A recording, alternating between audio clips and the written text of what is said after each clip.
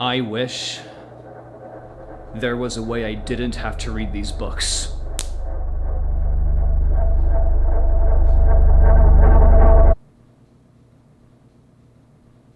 God damn it! Oh, this is water, by the way. I wish it were poison. Wait, no. Y'all remember that movie Obsession, right? Do people still talk about it? I hope they do.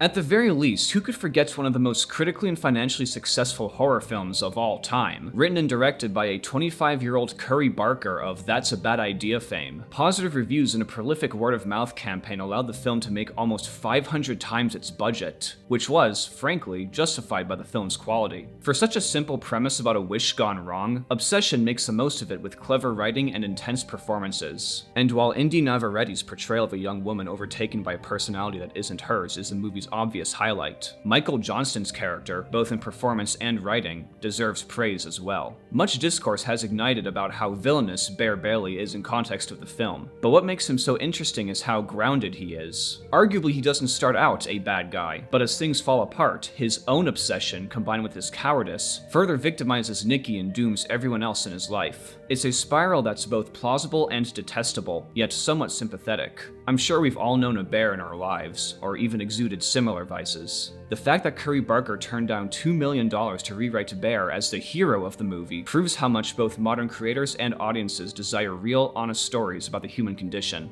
Overall, while I don't think this movie is some kind of subversive horror masterpiece, it's still very earnest and admirable and deserved all the positive attention it got. The same can't be said for others associated with it. Specifically, this clown. I cannot tell you how I came across Michael Mkpadi. Please God, I hope I'm pronouncing that right. An alleged writer of finance books and business crime thrillers, and self-professed AI artist. Oh dear. Well, at least he isn't pretending. Like some people I know. I think it's safe to assume this guy holds himself in high regard. Little does he know that people like him are a dime a dozen. Narcissists with backgrounds in business or tech who want all the attention and intrigue of an artist, without any of the talent or hard work. His catalog is fucking phenomenal. The Consulting Detective. The Mystery of Dangerously Unbalanced Ledger. Jesus Christ, I think the adrenaline just made my heart stop. And The Mystery of the Liminal Space at the Airport Hub. Oh, come on! Did bro stumble across the Liminal Spaces Know Your Meme page and have little dollar signs appear in his eyes? I can see it now. The Mystery of the Investment Firm's Back Room. Also, this goofball on the covers looks familiar, doesn't he? The funny thing about AI bros is how they put fanfiction writers to shame when it comes to self-inserts. Like, it's not even an OC. It's literally just him. Michael is also, apparently, an Obsession superfan. Yeah, sure, buddy. Bro snapped the One Wish Willow asking to be a great artist, and it gave him a lifetime subscription to AI models. Wow, that's horrifying. And this obsession manifested in the totally copyright-compliant One Wish Willow thrillers on Amazon, starting out with a standalone tale. Be careful what you wish for, bruv. I wish to never have to hear British slang again, but it's the AI-generated obsession novels you want to see, so here they are. Before Obsession, The First Wish. If that wasn't a fucking tornado siren, then you should stop now before you embarrass yourself. My god, this cover. First of all, that is not Bear and Nikki. Those are stunt doubles for Henry Cavill and Liz Gillies. Is that supposed to be the One Wish Willow charm? Looks like a collectible from a Donkey Kong game. Or maybe the newborn Antichrist's baby rattle. And no. Don't tell me. Is the willow, like a literal willow tree, an antagonistic presence in this book? Maybe if I rub my forehead enough, I can grind through the bone and hit gray matter. This book is awful. It is AI-generated dreck of the most stereotypically absurd degree. Just watch me flip through the pages. What the hell is this formatting? Why does the spacing convention change 3 times? The premise? Get this. Apparently, before Bear made the wish in the Obsession movie, he made the exact same wish once already, which planted the seeds for him making the second wish in the movie. What the fuck? How do you not feel your own stomach churn at how ontologically stupid that is? Forgetting the whole you get one wish aspect, what even is the point of trying to establish emotional pretext when a huge part of the movie was that Bear made the wish of his own free will? Questions Michael clearly didn't ruminate on when he watched the movie. But I think I'm expecting too much from a guy who AI generates his own autobiography. Bear literally starts out as the same guy he always was. He wasn't unattractive, he wasn't stupid, he wasn't even particularly unlucky. He was just forgettable. Oh my Claude, this prose. Almost the entire book is rendered in short, punchy, annoyingly structured phrases like this. People forgot his name, forgot his birthday, forgot he was in the room. Nikki Freeman, the girl who made him feel visible, the girl who laughed at his jokes, the girl who remembered his name. He checked his hair, he checked his breath, he checked his soul for cracks. Oh, for fuck's sake. Bear barely woke up feeling good, suspiciously good, the kind of good that made him immediately distrust the feeling. Hi, Bear, she said sweetly. Too sweetly. Artificial sweetener sweetly. The kind of sweet that causes long-term health problems.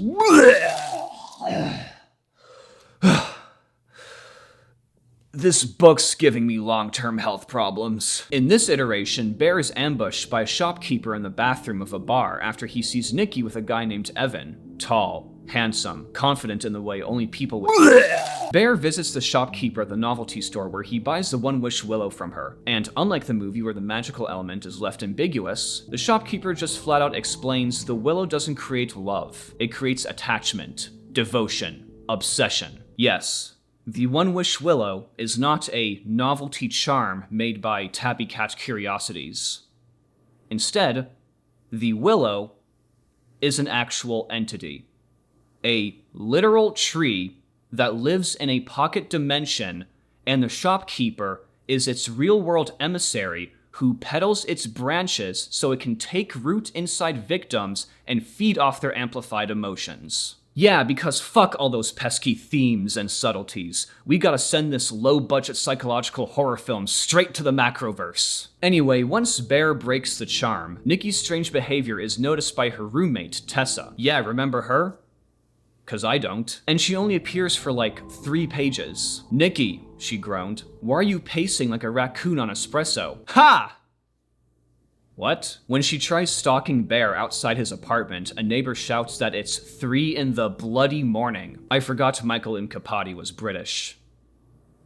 When they finally meet up in the morning, Nikki has made him pancakes. They tasted like charcoal and regret.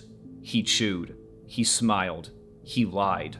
Delicious. Funny, my mouth tastes like copper right now. One of the many baffling things about this prose is that there are subheadings throughout each chapter, and sometimes they're not even that. They're just story beats. Bear tries to pretend everything is fine. The conversation that wasn't a conversation. The moment Bear realizes something is wrong. Outside, Bear has a crisis. Are these prompts? Did he leave his prompts in the text?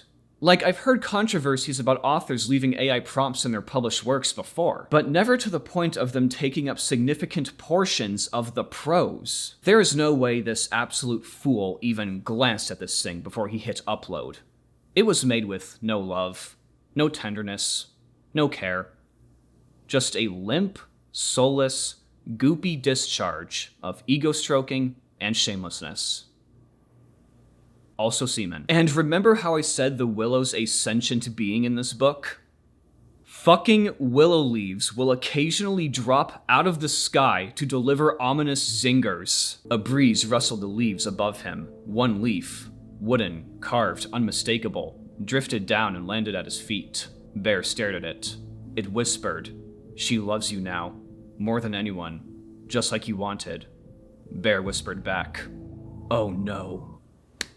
I am so secondhand embarrassed right now, good lord. What, is the willow a Greek chorus? Or the Macroverse's equivalent of an internet troll? It does this 3 fucking times in the story. Then he whispered, "I'm so screwed." A wooden leaf drifted down from nowhere and landed in his lap. It whispered, "Yes, yes you are." A wooden leaf drifted down from nowhere. It landed at his feet.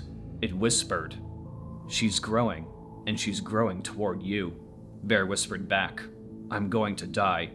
The leaf whispered, "Probably." What a douche bark. On another note, does Michael Mkpadi or the AI think the actual leaves are made of wood? Because I think both are equally likely. Bear and Nikki, the former truly disturbed at this point, venture to Ian and Sarah's apartment. Flat. Ian and Sarah, whom I guess are together now, are these wishy-washy idiots who banter and quip and ignore Nikki's veiled threats to kill them because that's what the AI thinks is tense, compelling dialogue. "Bear," Ian said, "you look like you've seen a ghost." "Worse," Bear said. "I've seen Nikki." Ian blinked. "Isn't that good?" Bear stepped inside. No, it is not good. It is the opposite of good. It is anti-good.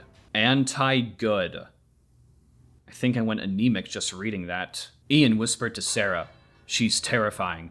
Sarah whispered back, "She's adorable." Ian whispered louder, "She's adorable in a she'll stab you in your sleep way." Bear whispered, "Please don't kill my friends." Nikki patted his knee. "I won't kill them." Everyone exhaled. "Unless they try to take you from me." Everyone inhaled. Are we at the point yet where AI is training off itself, like the LLM equivalent of inbred developmental disorders? It can't come soon enough. So by now, Nikki has blown up Bear's phone in the middle of the night, broken into his apartment, forced him to eat her disgusting pancakes, and implied she wanted to kill Ian and Sarah, which is why the next chapter is called The First Sign Nikki is Dangerous. And if that wasn't enough, Nikki has apparently organized the contents of Bear's refrigerator by color, alphabet, and emotional tone. Ah yes, amber, the color of crippling depression. Also, she knows Bear's blood type because she asked his doctor? Wow. AI promoting HIPAA violations? I thought AI was supposed to give good medical advice. At least that's what its advocates say. Speaking of which, another terrible thing about this prose, yeah, shocking, right, is one you may have guessed already, but the sheer amount of repeated elements. It doesn't help that despite not much really happening in this book, everything is dragged out and wrung thin to the nth degree, but the impression I get is that the AI thinks it's so goddamn clever that it insists that certain writing quirks are worth repeating multiple times. And I'm really stretching the definition of quirks. Many chapters are introduced or punctuated with these bullet point lists, which may have been funny the first time, but not the 17th time. No, really, I counted. Bear barely has survived many things in life. A childhood haircut his mother insisted was fashionable, a university roommate who brewed kombucha in the bathtub, the time he accidentally liked a girl's Instagram post from 2014. He needed someone who wasn't Nikki, the shopkeeper, or a hallucination caused by stress and pancake poisoning. Bear barely had always known Sarah was the sensible one in their trio. She was the friend who carried plasters in her bag, reminded you to drink water, and once talked Ian out of buying a motorcycle by The AI thought it had something here. In reality, what it produced was annoying, presumptuous, so tacky it made craft glue seem like water. How was that? Good? There's this recurring moment where people tell Bear to blink twice if he's in trouble, and he just blinks more than 2 times. There's another recurring moment where Nikki smiles, but it wasn't a nice smile. She smiled. It was not a friendly smile. It was the smile of somebody who had already decided whether or not you were a threat. Nikki smiled. It was not a nice smile. It was the smile of someone who had just decided on a new target. Nikki smiled. It was not a nice smile. Was it a nice smile? Please, I'm really not sure. Nikki is also compared at least twice to a kindergarten teacher. We've done it, folks. We found the magnum opus of literary devices. Kindergarten teachers. And my god, the amount of times people whisper, "oh no," in this book is actually fucking insane. It's the sun setting over the horizon of obsession novels. But if you think all that's bad, don't worry, it still is. And yet, oh no. End of chapter 15. Say continue for chapter 16. The Willow starts whispering to Bear. Continue. Michael, this is where the prequel tilts. Up to now, the Willow has been whispering to Nikki, but in chapter 16, It whispers to Bear for the first time. This is the moment the story stops being a boy cursed his crush and becomes the curse wants him to. Dark, funny, psychological, cinematic. Let's go.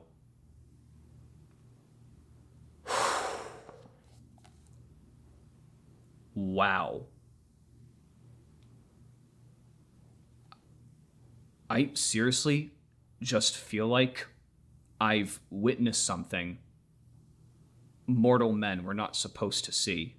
Not only did that eliminate any and all doubt that this book was AI generated, not only was Michael Mkpadi so lazy and careless that he left that in the text, but the AI was talking to him like a lover. Ladies and gentlemen, we have just witnessed the culmination of a masturbatory relationship between a man and his AI.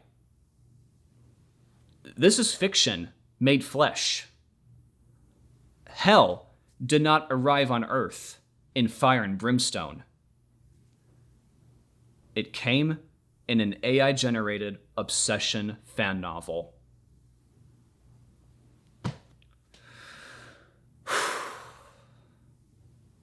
This is actually crazy.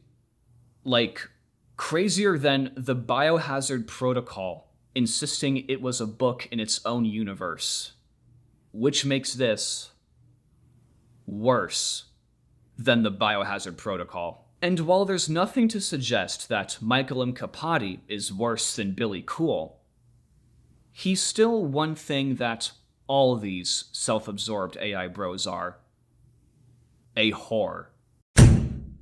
So, as the AI suggested, now the Willow is talking directly to Bear, trying to manipulate him into giving in. He increases his efforts to seek help from his friends. Sarah makes a fucking bullet point list of what Bear and Nikki are feeling. More like Sarah AI, am I right? Ian brews a strong cup of tea for him.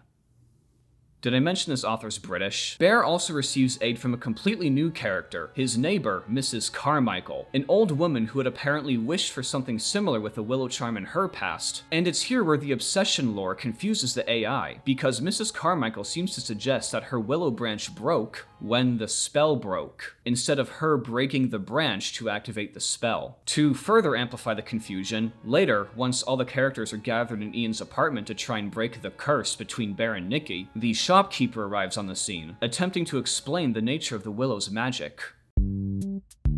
According to the shopkeeper, Bear's wish had turned Nikki into an anchor, and Bear into a vessel. And if the bond is broken, then the vessel dies. And how does this bond get broken? An extremely vague yet complicated ritual where Nikki consents to become the vessel as well as the anchor so she can transfer the root, all the while as the Willow is literally throwing shit around the room like a ghost with a temper tantrum. Whatever. The ritual begins 3 separate times in the story and ends with the Willow charm breaking again, and both Bear and Nikki being transported to the Upside Down and meeting the Willow, who informs them that the bond wasn't broken, it was just split between Bear and Nikki, setting up their propensity in the movie and insisting that the Nightmare Woods the Willow inhabited would haunt Bear in the film. All you morons out there insisting Nikki was possessed by the spirit of Bear's dead cat, clearly the evil tree theory is where it's at. I mean, there's a tree right there. I'm shocked none of you made that connection. And that was Before Obsession, The First Wish. A tone-deaf, disrespectful, fundamentally broken data output produced by a profoundly egotistical and talentless hack. What's crazy is that AI-generated fan novels are probably everywhere if you care to look. And if they're all as batshit insane as this, I'm seriously starting to question whether these things are CIA psyops. Crack cocaine, AI novels, really, what's the difference? Now you're probably wondering why the video's almost over and I still haven't dissected Obsession 2, The Resurrection. Honestly, although I did read it, there's no point. pretty much everything I talked about in The First Wish applies equally in Resurrection. The same sloppy AI prose, ridiculous dialogue, repetitious writing quirks, reminders of its British origins. It's all there again. It's like Groundhog Day. The same experience, but with a few things done different each time. But let's talk about it anyway. Although Bear and Nikki look more like themselves on this cover, she's apparently obsessed with his chin, and he's just straight up obsessed with someone off screen. They're also apparently in the bad ending, where Tabby Cat Curiosities is a dystopian megacorporation that owns all the real estate in Los Angeles. Why doesn't someone just wish that they didn't own everything? Now you're probably wondering how Bear survived the events of the movie involving overdosing on prescription medication. Well, apparently the Willow put new life in him because death is nutritious, and turned him into a contagious vector for more obsessive Willow roots, resulting in anyone in his immediate vicinity also becoming obsessed with him. Sure, why not? Let's introduce psychosis pandemics in the Obsession universe. What next?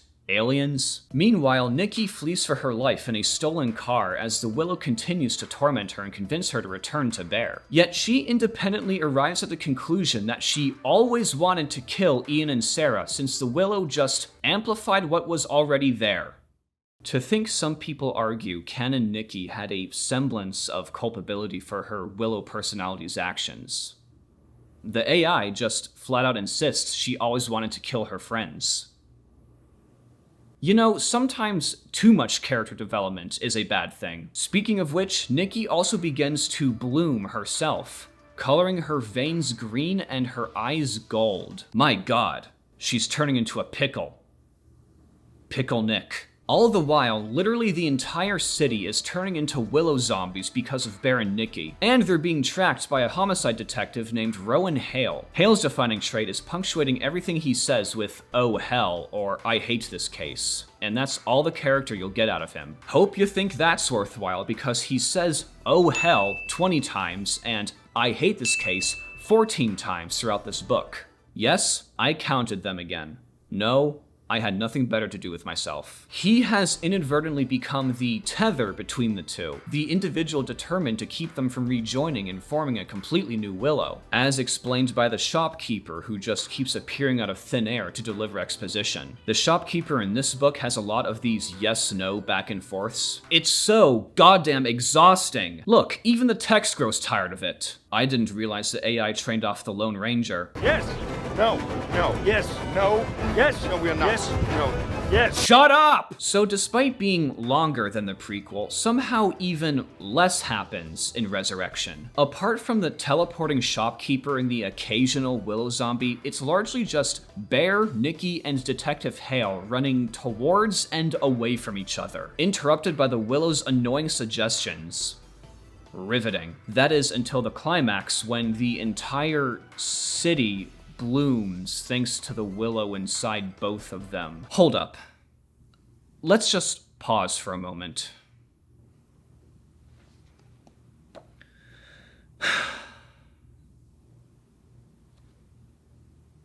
Think about all you've heard in this video. Like, this is ridiculous. This is just absolutely ridiculous. Like, how do we even get to this point? Like, forget us. I feel even the AI is getting sick of itself.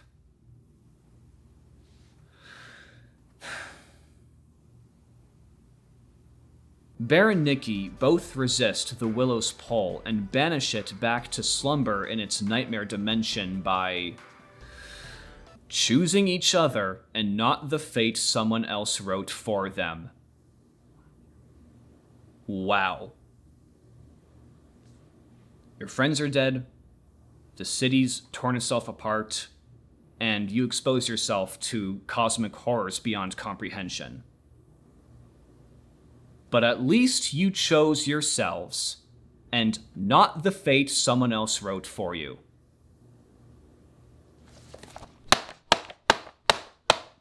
If only someone had written these books. But no, they were generated with AI by a creatively bankrupt loser. And as they stand, they're just another depressing symptom of the state of writing and publishing today. They're not even books. They're data outputs. You know what? I just remembered. I made a wish a while back. And I think that wish is about to come true. I'd been looking for an excuse to break out the archery set again. And fortunately, Michael Mkpadi came through with these amazing paper targets. Wishes do come true.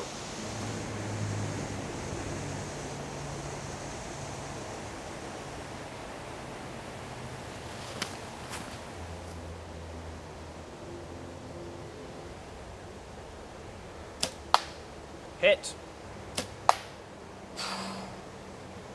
I think I hit bear. That might have hit him in the crotch. Oh. Jesus. Well, you wing a bird enough times, it loses the will to live, I guess. Well, as you can see, there is no resurrection with the resurrection. Hit the background a few times, but because the book established that everything is the willow, it means I technically hit the willow. And Bear's arm appears to have been amputated by that shot. Now, before Obsession, got a little graze there at the top near the title, but it decided it wanted to fall more than it wanted to, sit there and accept its fate like a man. So we're going to give it the ending it deserves.